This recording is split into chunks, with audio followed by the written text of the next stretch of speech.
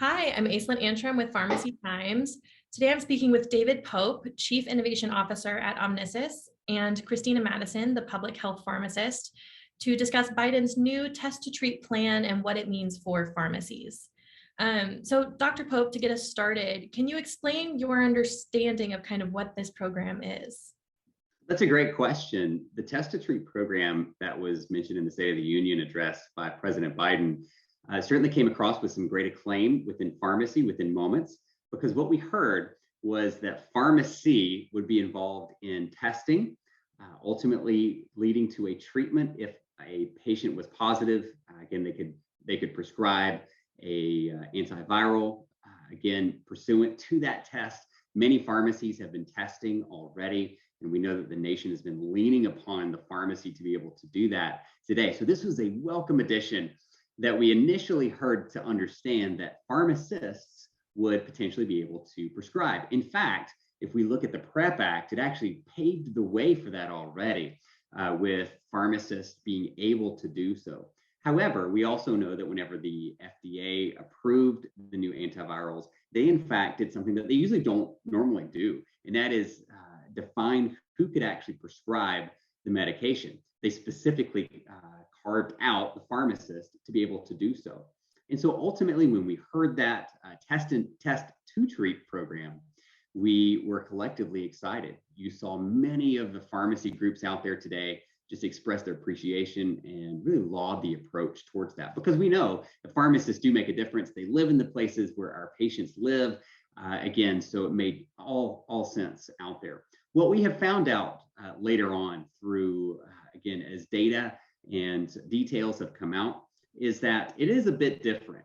And so the Test to Treat program ultimately is a program where pharmacies who also have a physician's practice or a minute clinic, if you will, or again, we have others that are out there as well that have a practitioner, a non-pharmacist practitioner inside that pharmacy. They can prescribe like they normally do, and they can ultimately get that prescription filled upon a positive test, and the government will make sure that those pharmacies are adequately stocked with that. So not a big program out there, that's not an earth-shattering program. There's not a whole lot of new rules that need to be written or anything like that.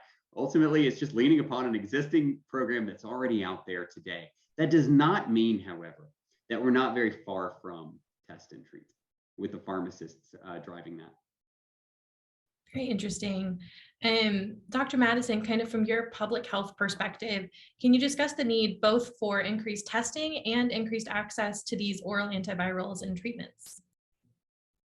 Absolutely. So as we know, during this pandemic, it's been multi-layered approach with mitigation measures, with vaccines really being kind of the epitome of what we know we can use, but ultimately not everyone, for whatever reason, chooses to become vaccinated against COVID-19.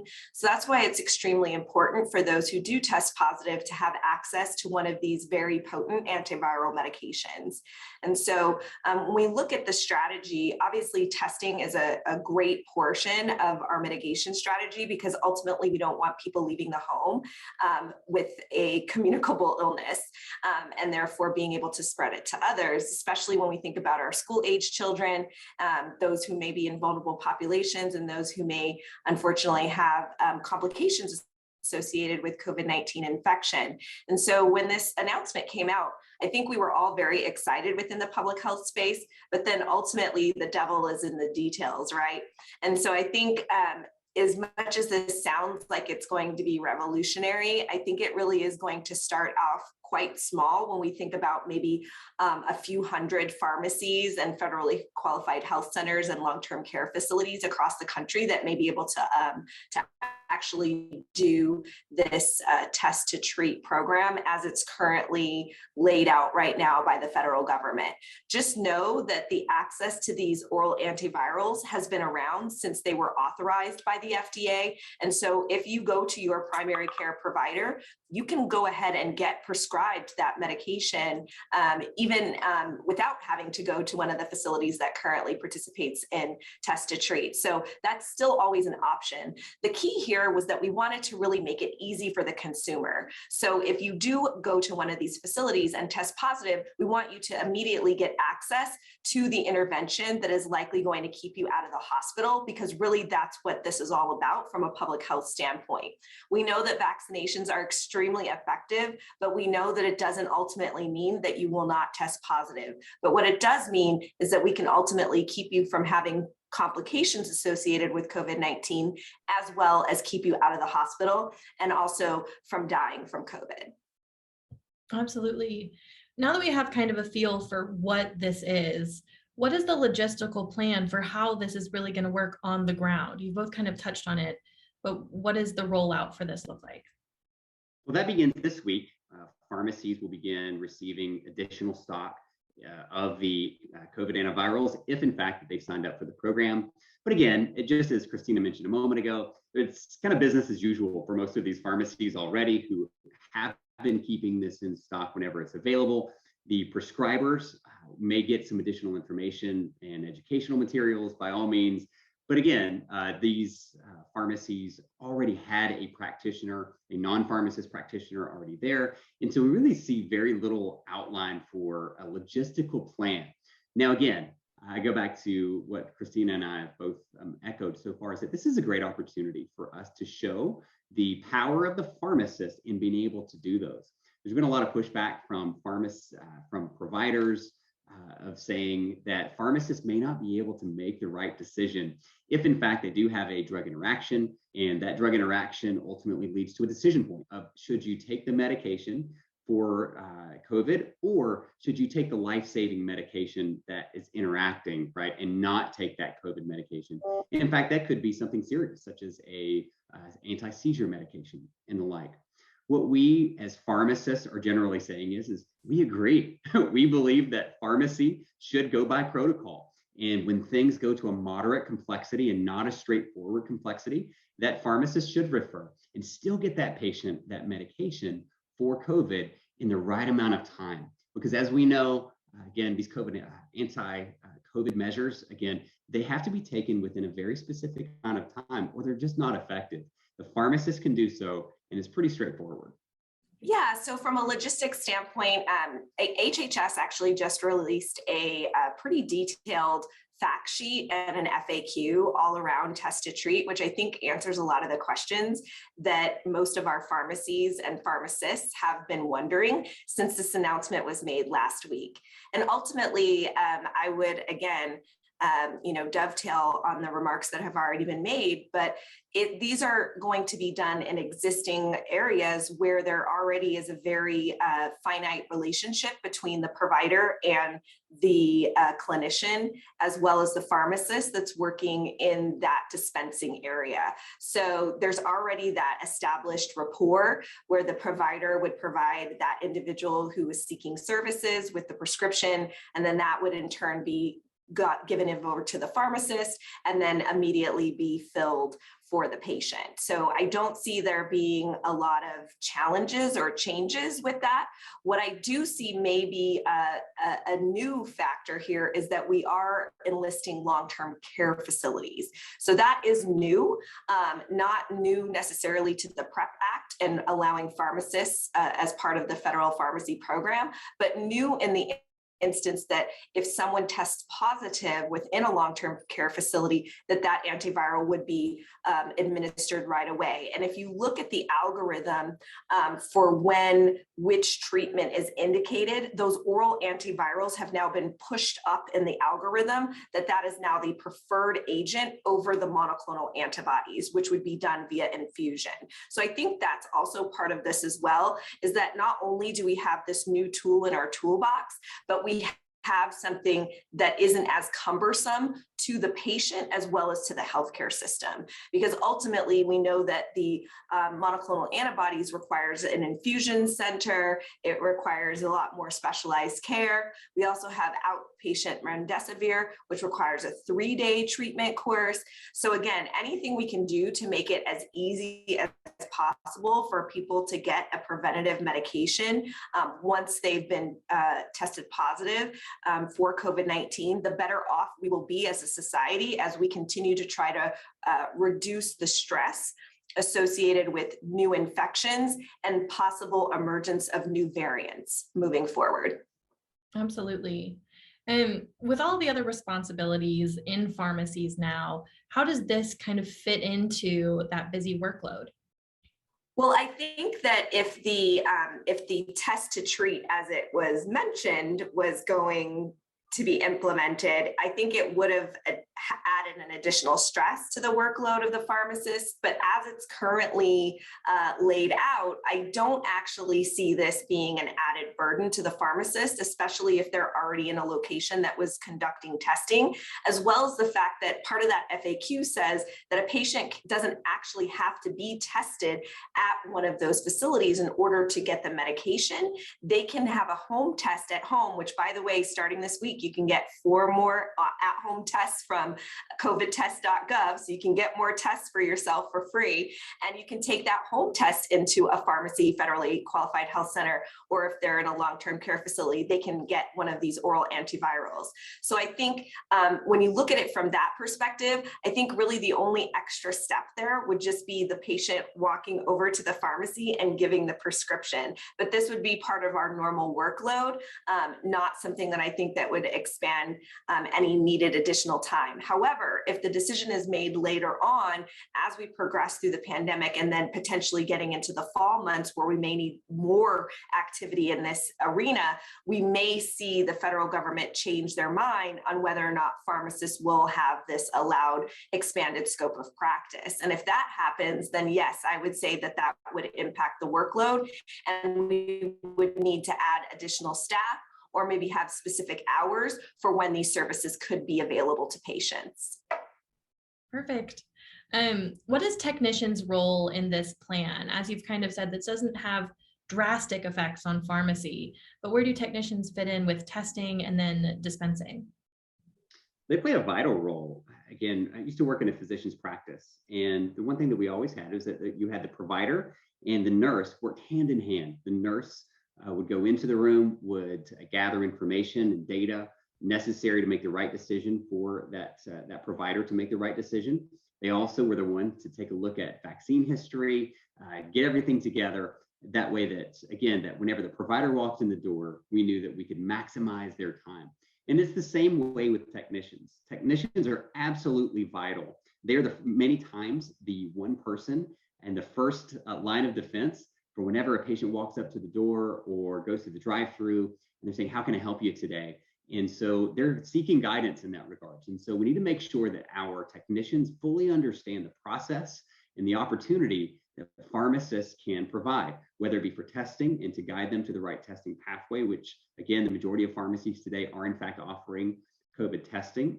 Again, whether it be a tabletop within a 15-minute window, you can get your response, or even a more definitive PCR test. Or it could also be the information about the COVID pill as well. And so again, our technicians are, again, an extension of the pharmacist, and they're carrying that information both to and from that patient. And so they're absolutely vital for us. It's just important for us to make sure that our technicians are consistently learning and staying up to date. As we all know, this is changing rapidly. And again, even if you are in the business working on this specifically on a daily basis, you can still find yourself getting behind on the information. And so we've got to make sure that we're getting that information to our technicians in the right time at the right place. Absolutely. There have been some concerns and critiques with the plan, including concerns about supply chains and things that could be affected that way. Can you discuss what some of these concerns are? I mean, ultimately, we know that the last 2 years have been extremely challenging. One thing I will say in relation to the antivirals, when we think about test to treat, is that the federal government has actually been stockpiling these medications for quite a while. And so there is at this point what seems to be adequate supply. However, when we think about distribution, and now with rising gas prices, inflation, all things being equal, now having a conflict in Ukraine. There are many factors that are things that are outside of our control that may delay or defer whether or not those treatments may be able to get to the pharmacy in a timely manner. At this point, it doesn't look like we would have any difficulty, but again, we don't know whether or not we're going to have to ramp up or ramp down these services based on whether or not we have a new variant or we have a new surge of cases in the United States. And so I think we really have to think about this as a dance. We're going to be doing a dance with the virus. And so sometimes COVID-19 gets to take the lead and sometimes we get to take the lead.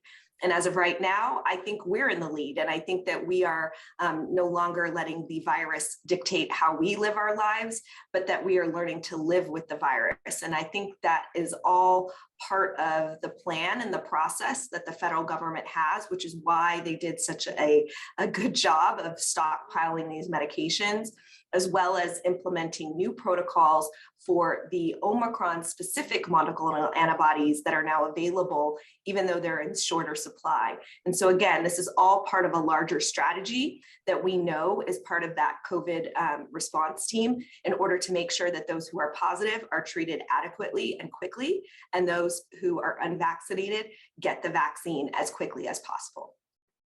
Specifically, the American Medical Association released a statement that was more critical of the plan and said that prescribing decisions should be made by physicians.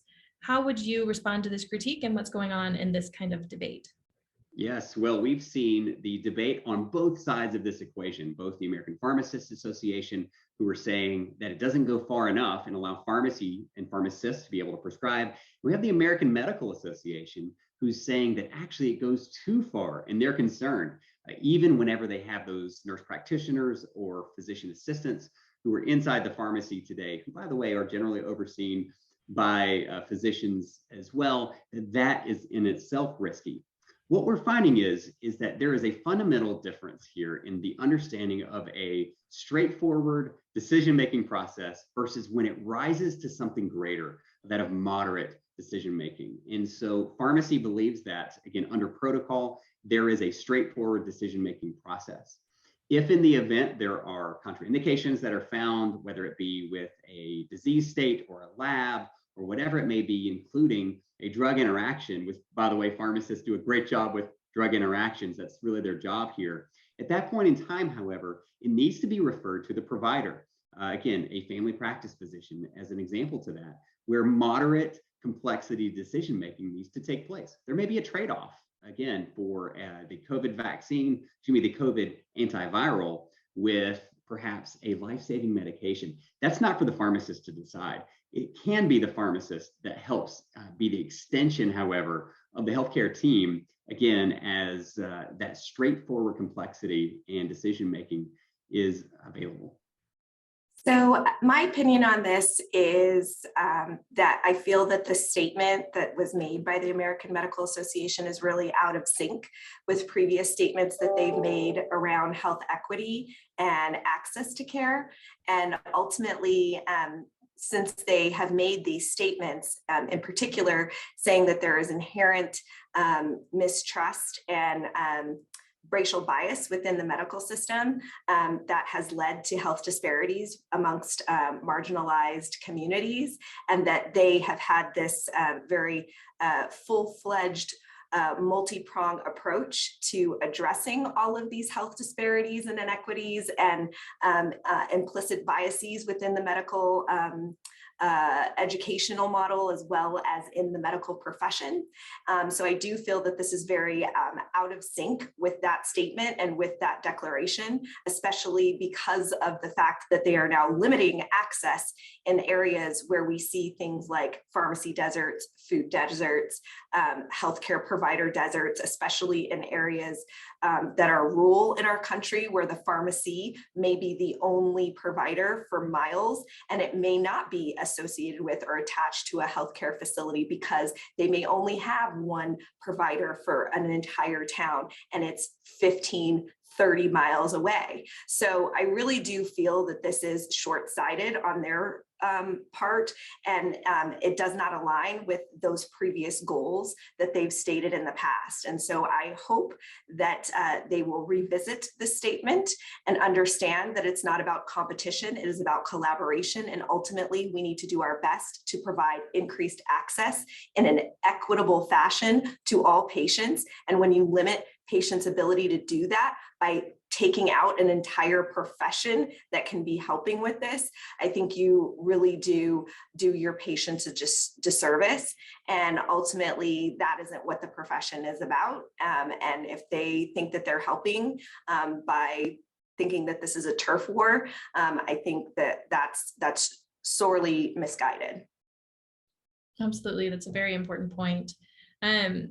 You've touched on the supply chain a little bit. Can we just revisit that and talk about how that could be a potential issue and how is that being dealt with? I know in the State of the Union and subsequent statements, President Biden has talked about Pfizer in particular and ramping up production of their antiviral. What's being done in this area? Yes. So as I mentioned before, there is something called their strategic national stockpile. So if you haven't heard of that before, that is the federal government's ability within a pandemic to push things out from what we call the SNS. And so every state health department has access to that during a declared emergency, which is what we're currently in. Just know that those provisions go away once this emergency declaration is no longer in place. And so as a profession, we really need to think about some of these expanded scope of practices that we've received, potentially going away from states that didn't already have those provisions in place. And so when we think about access to those resources, it's the federal government first, and then state allocation, and then what is currently within your marketplace based on level of activity of the virus and vaccine coverage in your area. And so obviously places in the South, which is where Dr. Pope is, we know that their area has a lower vaccination rates in some areas. And so they may get a larger allocation for medications in order to do test to treat, because we are anticipating that they may have more individuals in the population test positive. And then those areas where we see less uptake of booster doses, we may anticipate they may need a greater need as well for some of those breakthrough cases in order to prevent them from being hospitalized as well. Absolutely. Do you know what the timeline is for implementing this program? So based on the information that I've received from these weekly calls with the federal government, so I am one of those people who's on these calls for both therapeutics and for vaccinations, because I really want to make sure that I'm staying up to date. Those calls, the plan at this point is to start out by the end of March, having several hundred pharmacies, as well as federally qualified health centers and long-term care facilities, and that will continue to ramp up as the year progresses, knowing that we're entering the warmer months. And so we may not have as big of a need for those antivirals right now, but an anticipation of the fall and the winter where these services are likely going to be more utilized. So we're kind of priming the pump, getting all the, kind of the bugs out now, so that we can really ramp this up in the fall. Absolutely. Well, do either of you have any closing thoughts, anything that you want to add to this discussion? Sure. So I'll start here. So pharmacists have proven over and over again throughout this pandemic that they are ready for the challenge. They are ready to step up and deliver life-saving vaccinations as well as treatments. They are also very well established in a way that be able to be interoperable with providers. Again, they know their role, and that role is to be on the front lines of healthcare. And they have the ability and as well as just the enthusiasm to get out there and test America and provide the opportunity for whether it be a vaccine or an oral antiviral at the same time. Some things need to happen in order for this to take place. Number one, we need the FDA to be able to allow pharmacists to prescribe these things. Number two, there's a reimbursement issue here. We need to make sure that pharmacists have the collective ability to be able to bill for those services. They may or may not prescribe, but they absolutely, every single time, just like your provider today, if you were to walk into your physician's practice, is going to ask the same questions, right? That ultimately lead to a prescription or not. We have to shore up the pharmacist's ability to be reimbursed for those services. It's an office visit at the end of the day. It's a very scoped office visit with a lot of rules bound around it, but it does provide the opportunity for pharmacists to do that. The conversation we've had earlier is all about saying when pharmacists get that opportunity, they will need some help here. Again, they are doing everything that they can today to be able to immunize America and fill those prescriptions as well, and being that open, honest healthcare professional that you can call anytime. We do need to provide a clear pathway for reimbursement. So we need CMS to be able to do that and open that up and give a clear pathway. This is not a difficult thing by any means. Again, it's very straightforward, but allowing pharmacists to be able to bill for an office visit that leads to the coverage of that is necessary. The third piece of this is allowing HRSA, again, who covers, HRSA is kind of the safety net that allows, again, for patients who do not have active insurance, a place for providers to be able to bill for those services. And we need HRSA to be able to open up to pharmacists as well. Pharmacists are ready. Again, they can do this. They're excited about it. We just need to unleash the pharmacist. And I'm telling you, they will have, going from a couple hundred of locations for Test to Treat, we can go to 60,000 almost, again, within a very short period of time. Within weeks, we can have all of them activated and allow us to be able to attack this virus and be on the offensive instead of the defensive. Yeah, I agree with all of the points that Dr. Pope just made. And from my perspective, working in public health for over 15 years, I think my biggest thing is that we need to invest, right? So the investment needs to be made in the training and education of all of our pharmacies and pharmacists and their staff. Because part of this is that, things were rolled out quickly. And I think that that's why we saw responses from the AMA and responses from some other healthcare advocates and allies within our medical space, because there was so little information and this was just kind of dropped on us at the State of the Union. And so it really comes back to having clear communication and clear messaging as it relates to where people can access these interventions and where they can get access to testing and where they can get access to therapeutics in addition to vaccinations. I think unfortunately we had a really vaccine heavy platform when we first had these life-saving and life-changing vaccinations available to the US public. And what we should have been investing in is a multi-pronged approach, which included testing, treatment, as well as things like high quality masks and increasing good ventilation in indoor spaces. And so where can pharmacy really see themselves moving forward? I think we all know that we have become sort of the safety net of the public health space. And I am fine with that. But I also think we need more resources in order to really be able to practice at the top of our licensure and be that beacon of hope and light to our communities, which we've already been doing because we are the most accessible healthcare professional. And so I just want to make sure that those pharmacists that are on the front line are not burning out, leaving the profession that they so love because they weren't given the resources in order to succeed. So I think that's how we need to think about this moving forward, and then ultimately look at making the provisions in the PrEP Act permanent in those states that didn't already allow those provisions for expanded practice, because this country is going to be in for a world of hurt if more than 50% of those pharmacies that are currently testing and are currently providing all of these services are no longer available anymore. Absolutely. Well, thank you both so much for speaking with me about this. This was great. Thank you so much for your time. Thank you.